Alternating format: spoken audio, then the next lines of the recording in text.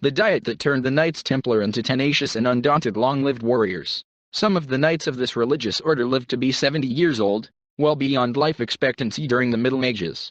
There have been speculations for centuries that the Knights Templar were given a divine gift or that they were preparing some kind of magical potion to prolong their lives. However, his secret was based on nutrition and hygiene.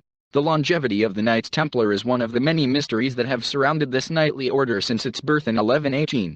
Its members, whose original mission was to protect Christian pilgrims from harassment and attacks by Muslims and robbers during their pilgrimage to the Holy Land, lived to be 70 years old, an extraordinary case, given that life expectancy in the Middle Ages was between 25 and 40 years. This is not my opinion, by the way, and this can be argued. Hugh de Paynes, founder of a powerful Christian order, has died at the age of 66.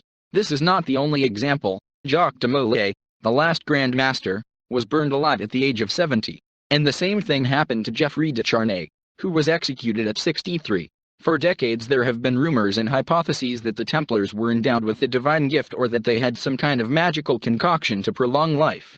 However, his secret was for a rather earthly reason based on nutrition and hygiene. Research by M.T. Francesca, published in the International Scientific Journal Digestive and Liver Diseases, showed how these night monks ate at that time. The classic food of the early Middle Ages was based on meat dishes. The prosperous class ate meat almost every day. The high content of animal fats adversely affected the intestinal flora and the state of the cardiovascular system.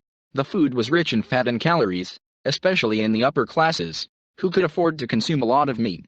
Diseases such as gout and obesity were a symbol of wealth and luxury. According to this study, cholesterol and triglyceride levels were elevated. Faced with such excesses, the diet of the Templars was very deliberate, as it would be strange to see an overweight knight fighting nimble Muslim warriors. The Templar regime sought to balance the customs of a monk with the active life of a knight who could not do his job on an empty stomach. They were of the opinion that exceeding the prescribed amount of food can lead to damage to the body. The strict diet and lifestyle of members of the Order of the Templars are seen by these researchers as a precursor to the Mediterranean diet. Little meat, twice a week, lots of legumes, more fish, and fresh fruit. The explanation lies in the positive effect on the intestinal flora, they claimed. This also allowed them to have the ability to fight the common cardiovascular diseases of the time. According to the Charter of the Templars, hunting was forbidden and greater importance was attached to eating fish, so they started breeding it. The other ingredient was olive oil, a product closely associated with contemporary Mediterranean culture.